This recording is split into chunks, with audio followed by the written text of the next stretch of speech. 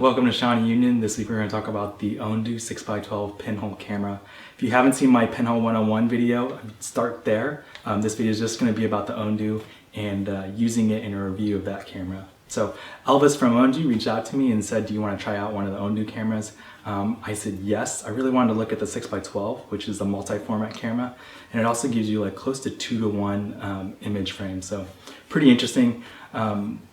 Panoramic cameras are really expensive, so getting one in a pinhole is a pretty cheap way to do it, and I've always been interested in shooting panoramic images too. Pinhole cameras are really cheaply made. They're made out of plastic, sometimes you can get them out of paper, but this one's made really well. I used to do some woodworking, so it's really cool when you see something this well made. There's a lot of great details in the camera. The milling is really good. You have rounded corners, rounded edges, a lot of great attention to detail, and a really well built product. So there's 3 frames on the Ondu, 6x6, 6x9, and 6x12. On the back there's going to be some slots, then you have these little doors.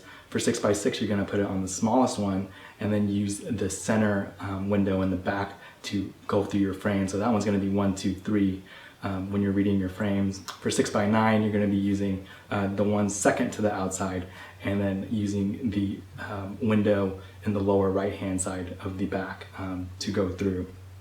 And then if you're doing 6x12, you're going to be using the 6x6 window again, and then going every 2. A trick here that I found online was to wind it and to stop winding when you barely see the number if you're shooting panoramic 6x12, because some of the film manufacturers cut back on their film and may not be as long. So to just be safe, you want to make sure that you stop winding when you barely see the number come into the frame. So how do you use the Ondu? In use, it's pretty easy. I put it on a tripod and then I apply some downward pressure on it when I'm gonna hit the shutter. So then I hit the shutter, and then for the timing is really simple. According to the Ondu instructions, setting your ISO on your light meter, putting it to f22, and then using their cheat sheet to figure out the time desired. The cheat sheet has 2 parts, the top part and a bottom part. So the top part is for lower ISOs up to, I believe, 400, and the top one's 800 and above.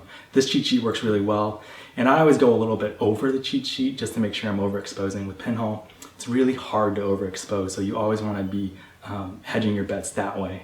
When I got my images developed, I was really surprised. The images came out really great. I was using Ectar 100, and you're going to see that there's some pretty cool color shifts. I was a little bit worried about shake in the camera, but I didn't really see much of it. And even though it's a pinhole, it's pretty sharp. So with a good pinhole, you're going to get more sharp images, and the more experience you get with pinhole, you're going to get more sharp images. So in the beginning, things are going to be pretty blurry and pretty messy. So be aware of that.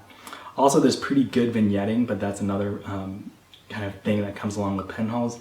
I think if you shoot in more wide open light and in better conditions, you're going to get less vignetting, but it's still there, and I think it's a pretty cool look. So I'm really happy with the images I got from my pinhole, and even my film developer was pretty surprised too. He said he was surprised that I was able to get so many good pictures out of the Ondu pinhole camera, because pinhole cameras can be pretty fussy.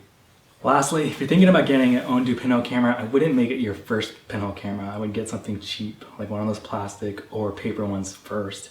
See if you like it, get some experience in it, and then when you're ready and you really know you're going to shoot a lot of pinhole, then get one of the Ondus. Because the Ondu is like the Leica of pinhole cameras. It's really well built, it's going to be very consistent, and it's going to allow you to make really great images. That doesn't mean you have to get an expensive pinhole camera, but having a really nice pinhole camera just makes the process so much easier and so much more consistent, which is really tough with pinhole. If you're interested in picking up an Ondu pinhole camera, I put the links in the description. He makes them in Slovenia. It's a family-built process, and it's pretty cool. Also, if you like this video, remember to like it and subscribe, and then hopefully I will be doing more videos this year. The plan is to do at least one a month, so sorry I haven't been missing for a couple months, but my goal is just to do one a month and to keep them coming out. All right, thanks guys.